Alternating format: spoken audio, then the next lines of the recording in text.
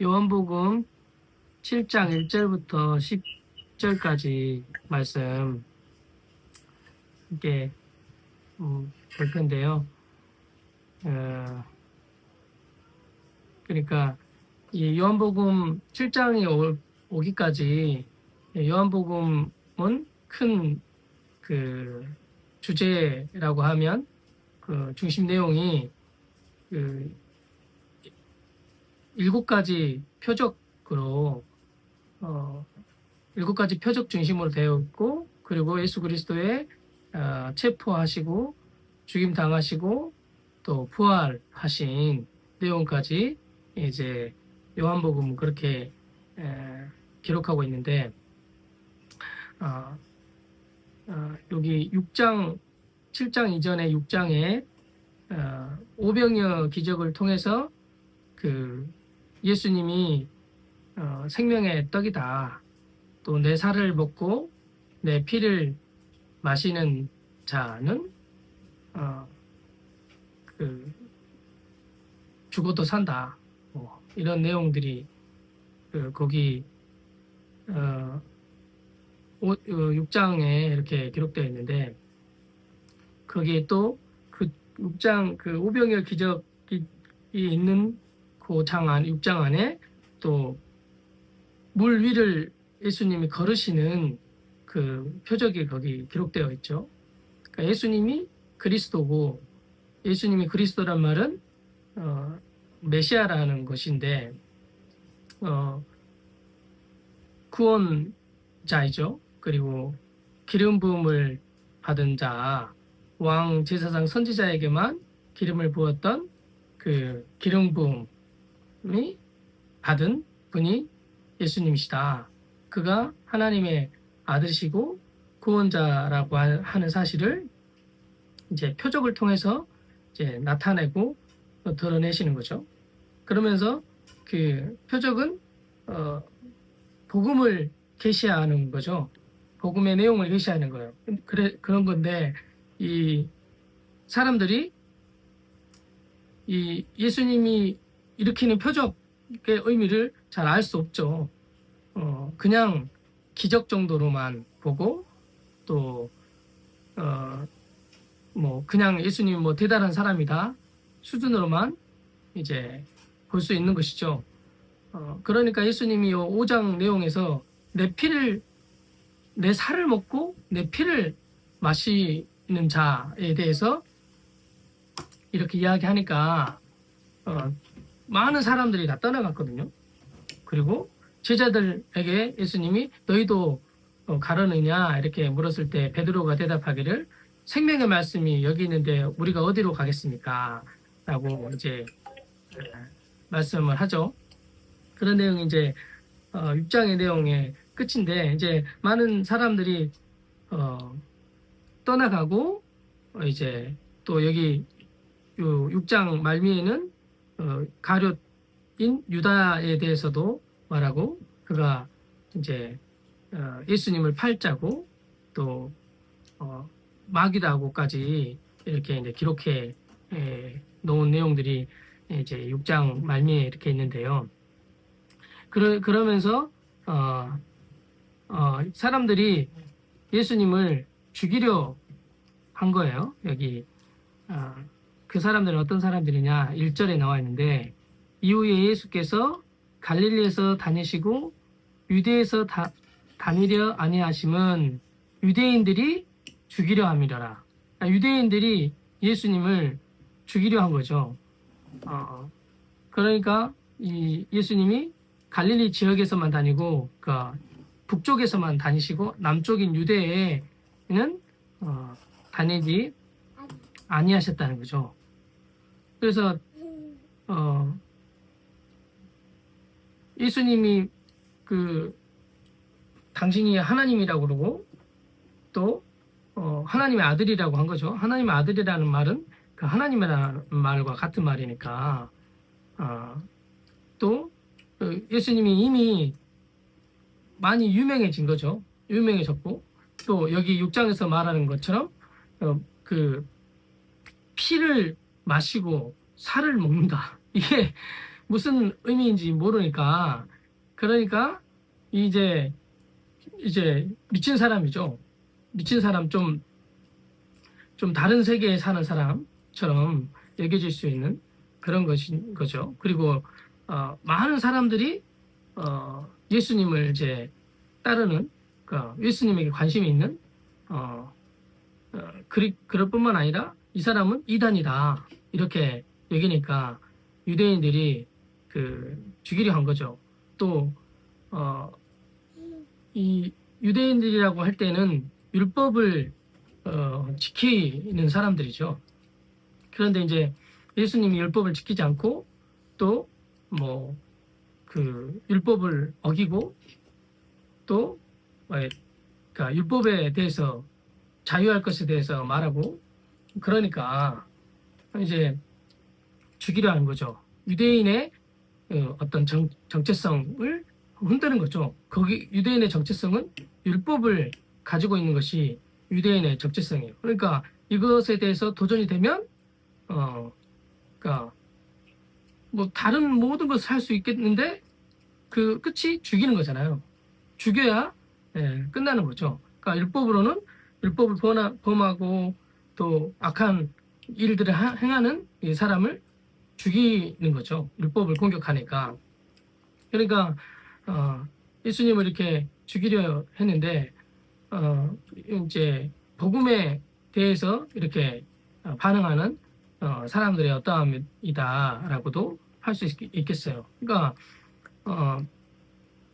율법을 가진 세상 종교 또 세상의 모든 종교는 율법 종교고 인간의 본성 안에 선악을 알게 하는 나무의 실과를 따먹은 이후로부터 선악을 분별하고 자기가 이제 하나님이 되는 거죠. 그래서 이것은 선하고 이건 악하다 이렇게 이제 율법적인 어떠함을 가지고 있는 것이 이제 사람의 본성인데, 근데 이제 은혜를 말하면 하나님의 복음을 말하면 이제 그 복음을 말하는 사람을 이제 공격하게 되죠. 왜냐하면 율법이 공격을 받으니까 이것에 대해서 이제 저항하고 대응하는 것이 이제 죽이려 하는 거죠. 그래야 자기가 설 수 있으니까. 그래야 자기가 왕이 될 수 있으니까. 다른 사람을 낮춰야 내가 높아질 수 있으니까. 그렇게 하는 것이 율법을 가지고 있는 사람의 특징이 그러한 거라고 할 수 있겠어요. 그러니까 예수님을 그래서 이렇게 죽이려고 하는 이 일이 이제 있었던 거죠. 이전에, 이 6장 이전에는 그런 예수님을 죽이려 했다, 이런 내용이 그렇게 나타나지 않는데, 요 6장 이후로부터 예수님을 죽이려 하는 이런 이제 모습이 나타난 거죠. 그러니까 예수님의 사역 중반부가 후반부 들어서 이제 예수님을 죽이려 하죠. 그 전에는 예수님 막 따르고 선생이라고 그러고 사람들이 관심을 갖고 그랬는데 점점 예수님에 대한 그 태도가 점점 싫어지고 미워지고 또 함께하기 싫고 그리고 떠나가고 그리고 죽이려 하는 그런 마음이 생겨나는 거죠. 이것은 어떤 것이냐면 예수님의 그 십자가에 죽으신 그때가 가까워지고 있는 거죠. 그러니까 이제 예수님을 죽이려고 하는 마음이 이렇게 일어나고 또 선동이 되고 서로 합의가 되고 같이 죽이자 이렇게 되는 거죠. 그렇게 해서 이제 예수님을 이렇게 죽이려 하는 것이 이제 이 유대인들에게 일어난 거죠. 이제 예수님이 언제 죽어야 되냐 할 때 6월절에 그 예수님이 죽이시잖아요. 그러니까 아마도 정확히는 모르겠지만 요한복음 7장 이후에 그러니까 이게 이제 10월이라면 한국으로 10월 추수 때 명절이라고 하면 그 1월이 유대인의 명절이잖아요. 유대인의 명절인 6월절이 1월 시작하는 것이니까 10월이면 10월, 11월, 12월, 1월 뭐 앞으로 이제 한 6개월 이전이 남은 거죠. 6개월 정도 이전의 일들이라고 할 수 있겠는데요. 이때가 이제 지금 요한복음 7장이 유대인의 명절이었던 거죠. 2절에 보면 유대인의 명절인 초막절이 가까운지라. 유대인에게는 새 절기, 가장 중요한 절기가 있는데 그게 이제 6월절하고 오순절하고 이 초막절이 가장 중요한 3대 절기죠. 3대 절기에는 유대인들은 다 그 성전에 가서 이제 뭐 유대인 남자들, 뭐 성인들은 그 성전에 가서 이제 제사를 드려야 되는 이런 것이 있는데 이 그 초막절가 추수 때인 거죠. 추수 때 이제 근데 이 초막절은 그 광야에서 살았던 것을 기념하는 그런 절기와 같은 때잖아요. 그래서 그 각자의 자기 집이 있는데 밖에 나가가지고 텐트 같은 걸 치고 나무로 집을 지어가지고 거기에서 시간을 좀 보내는 그런 게 이제 초막절인데 이제 그 초막에 거했었던 그때 광야의 때 이때가 어떤 때냐면 가장 그 열악한 환경이죠. 광야에서 40년을 있었으니까 가장 열악한 때가 바로 광야의 시절이거든요. 어느 때라고 뭐 다른 때라고 해도 되겠지만, 이 초막 이제 그러니까 항상 죽음의 위협이 있는, 언제 죽을지 모르는 그런, 물이 없으면 곧바로 다 죽으니까, 먹을 것이 없으면 죽으니까 가장 위험한 하루하루를 그냥 살아야 되는 그런 때인 거죠. 그때 그럼에도 불구하고 하루하루를 살아야 되는데, 그런데 기적적으로 하나님의 공급하심으로 살아가는 거죠. 그게 가장 어렵고 아주 아슬아슬한 죽음의 위협이 있는데, 그런데 가장 안전한 하나님의 도우심, 하나님의 손길, 하나님의 먹이심, 하나님의 입히심, 하나님의 공급이 끊어지지 않는 거죠. 그게 이제 초막에 거한다라고 하는 것이죠. 그러니까 하나님의 절대적인 공급 없이는 살아갈 수 없다라고 하는 절기와 같은 것이 이 초막절인 거죠. 가장 아슬아슬한데 가장 안전한, 가장 부족한 것 같은데 가장 풍요로운, 부족함이 없는 하나님의 공급이 실제인 것이 이제 초막절이어서 그때를 기억하라는 거죠. 그래서 이제 이 초막절을 이렇게 지키게 되었는데, 그런 초막절이 이제 가까운 거죠. 그리고 그때 그 예수님이 계셨는데 3절에 보니까 예수님에게 그 형제들이 예수님께 말했대요. 뭘 말했냐면, 당신이 하시는 일을 제자들도 보게 여기를 떠나 유대로 가소서. 그러니까 당신을 나타내라는 거죠. 이 말은 무슨 말이냐면 당신 스스로가 당신을 나타내라는 거예요. 그러니까 근데 예수님은 스스로 그 무엇도 하실 수 없는 분이시고 스스로 무엇을 행하지 않으시는 분이신데, 스스로 당신을 나타내라. 스스로 당신이 왕이니까 당신의 왕됨의 어떠함을 당신 스스로 나타내라. 그러는 거죠. 그러니까 왕이 되라는 거죠. 스스로 왕이 되라는 거죠. 그 광야에서 사단이 예수님을 시험할 때 네가 하나님 아들, 하나님처럼 되라, 네가 다 결정해라, 이런 말처럼 이런 말인 거예요. 이 말이. 그래서 유대로 가라고 하잖아요. 유대가 예루살렘이 유대에 있잖아요. 그러니까 거기서 왕 되라, 이런 말이죠. 그러니까 이 4절에 스스로 나타내기를 구하면서 묻혀서 일하는 사람이 없습니다. 이렇게 말하는 거죠. 이 일을 행하려거든, 왕이 되려거든 자신을 세상에 나타내라고 이렇게 하는 거죠. 스스로가 왕인 것을 나타내고 드러내서 왕이 되라, 이렇게 한 거죠. 근데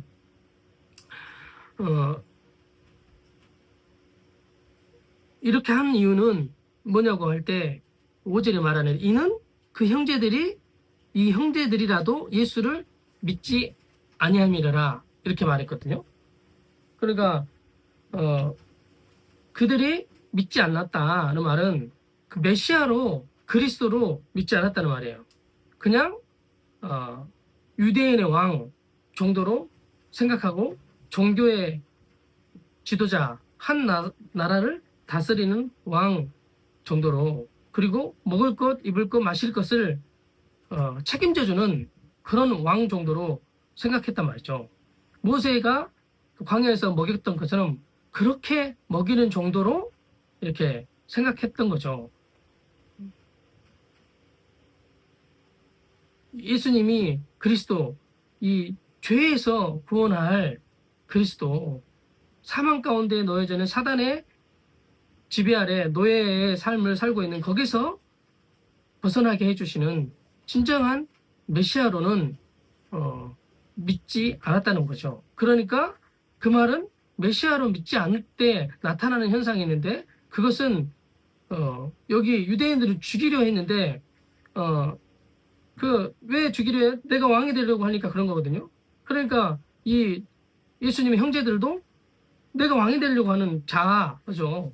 자아가 있어서 나를 책임져주는, 먹을 거, 입을 거, 마실 거 책임져주는, 그리고 내가 어떤 높은 자리에 앉는 이런 것들을 생각하는 자기 중심성을 가지고 자아를 추구하는 그런 것 안에서 이렇게 예수님을 알았던 거죠. 그냥 예수님을, 다른 말로 할 때 그냥 육으로만 예수님을 아는 거죠.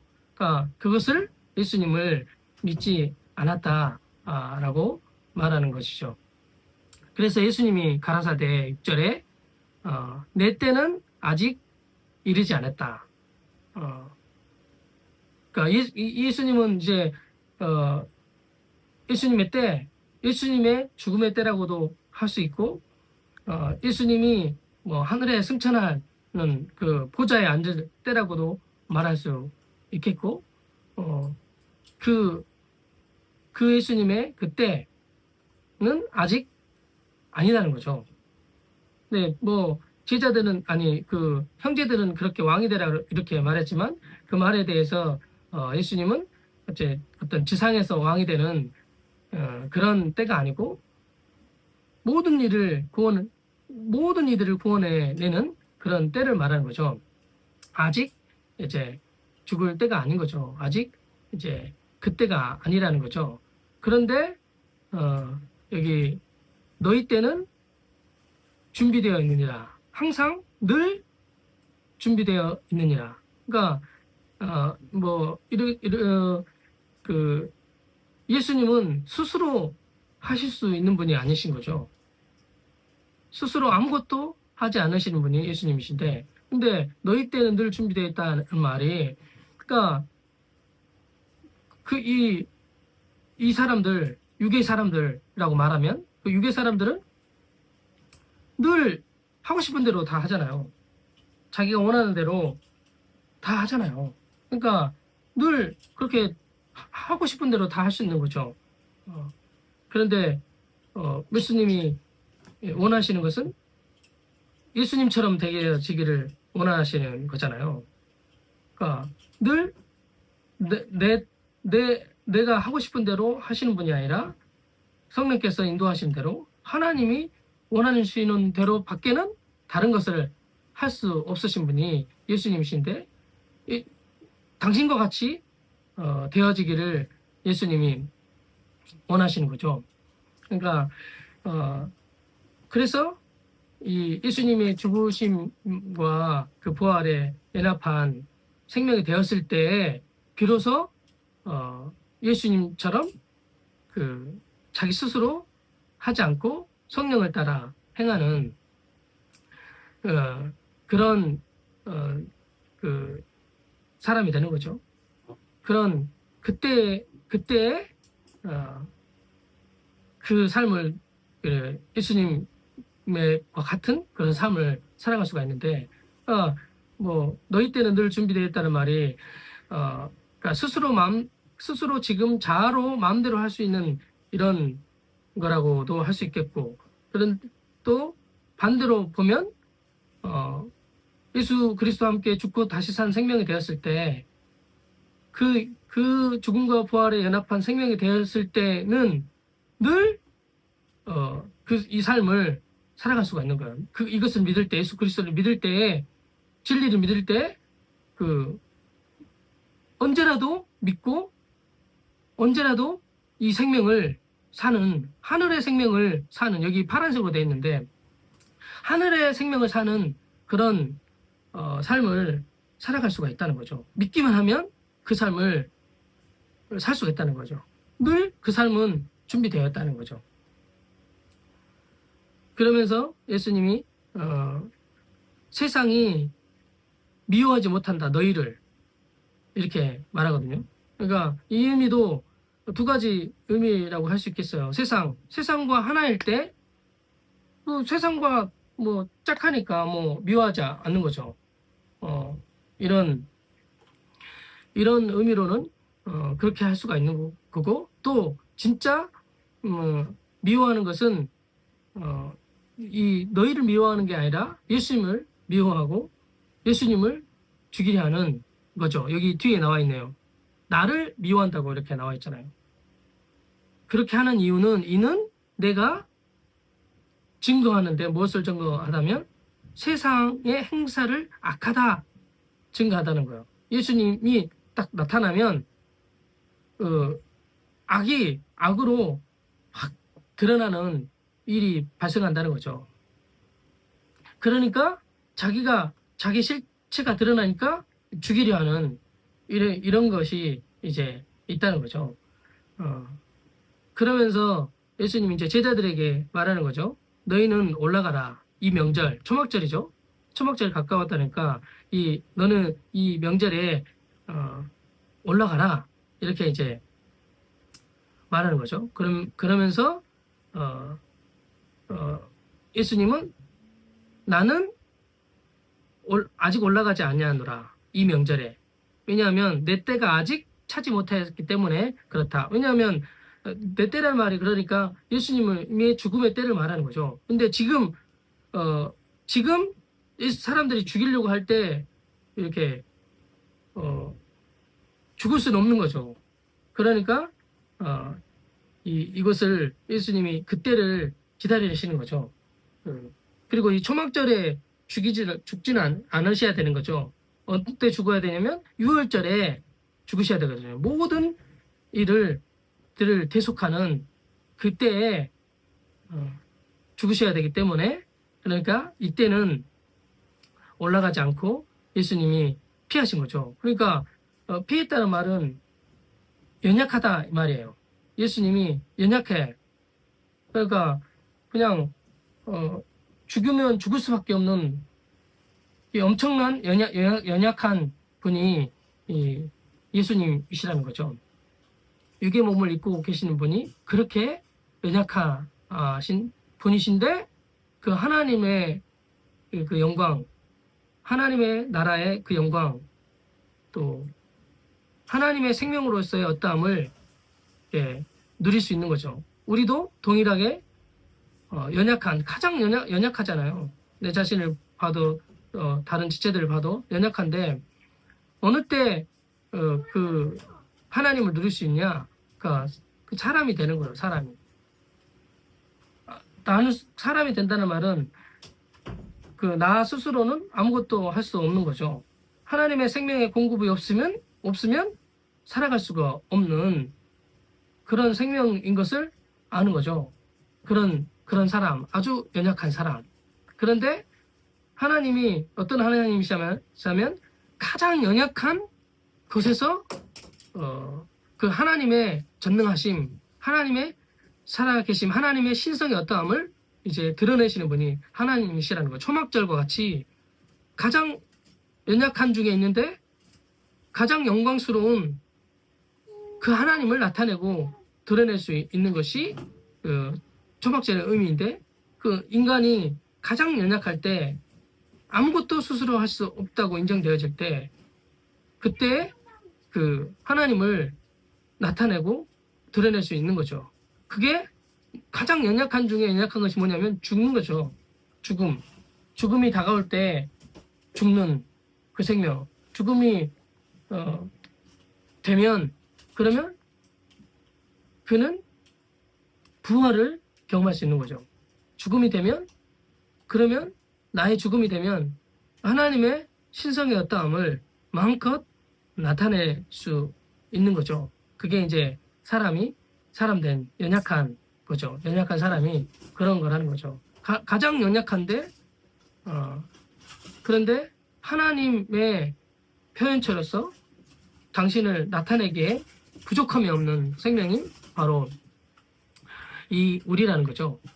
9절에 이 말씀을 하시고 이제 갈릴리에 머물러 계시니라.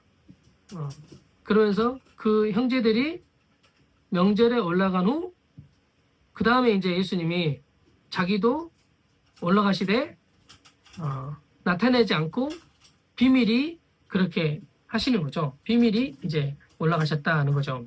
그렇게 그 예수님은 항상 어떤 행동을 하실 때 성령의 인도하심대로 하나님의 뜻대로 하셨고, 그리고 그 모든 행동에 있어서 그것은 복음을 나타내시고 드러내시려고 하시는 그거거든요. 복음의 안에 있는 복음의 내용들을 계시하시고 드러내시는 거죠. 예수님의 모든 삶을 통해서 복음을 계시하시고 나타내시는 분이신 거예요. 비밀리에 올라가셨다 하는 것은 뭔가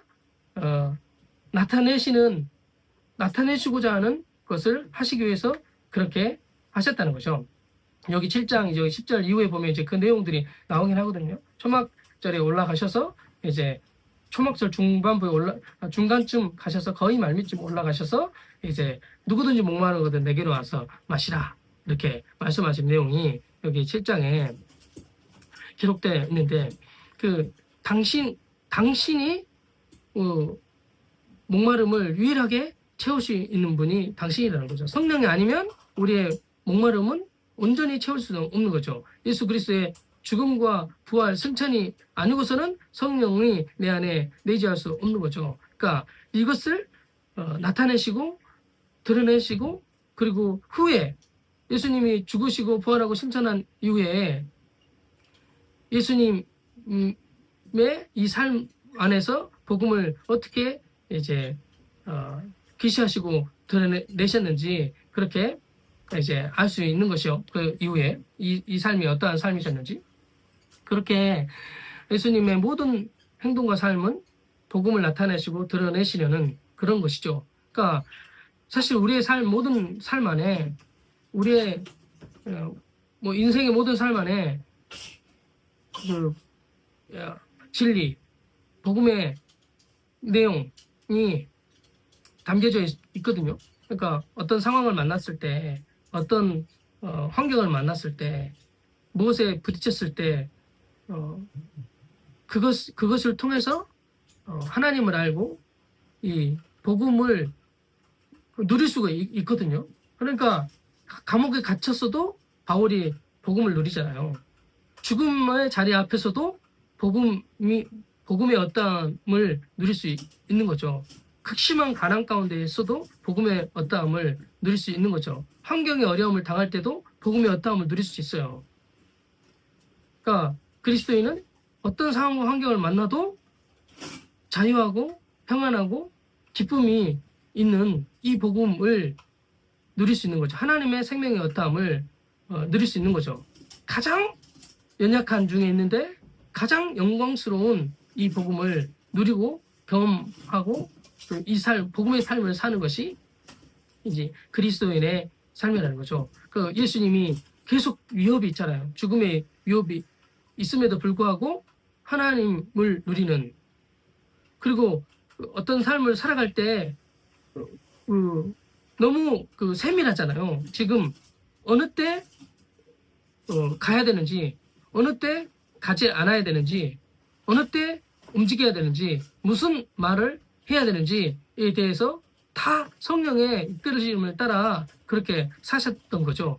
예수님과 동일한 삶을 우리가 능히 이렇게 살아갈 수가 있다는 거죠. 복음을 누리는 그 삶을 살아갈 수가 있다는 거죠.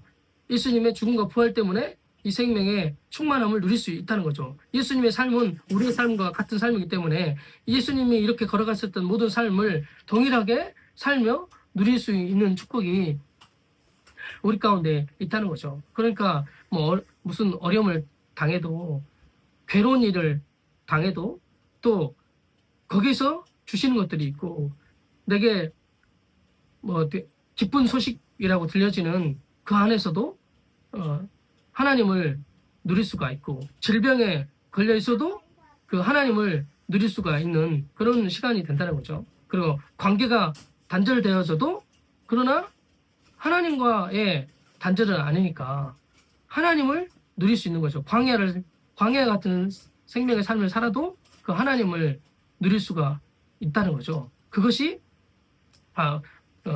바로 가장 연약한 중에 있는 삶인 거죠. 광야의 삶은 이 땅의 지상의 삶이라고 할 수 있잖아요. 우리가 지금 살아가고 있는 이 삶이라는 거죠.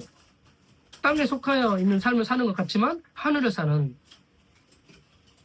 하나님의 절대 공급으로만 살아가는 그 삶. 하나님이 없이는 살아갈 수가 없는 그런 삶. 하나님의 보호하고 인도하시는 그 삶을 살아가는, 그 축복의 삶을 살아가는, 사단의 모든 공격이 오는데 그 사단의 공격이 해가 안 되는 그런 삶을 살아가는, 생명의 떡을 먹고 반석에서 생수를 마시는 광야.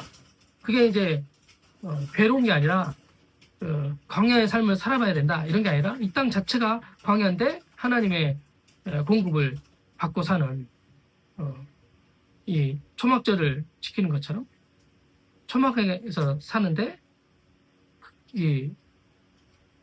그 안에 주님이 계시는, 장막 안에 하나님이 계시는, 하나님이 우리 안에 사시는, 내 안에 장막을 치고 사시는 그 하나님이면 충분한 삶.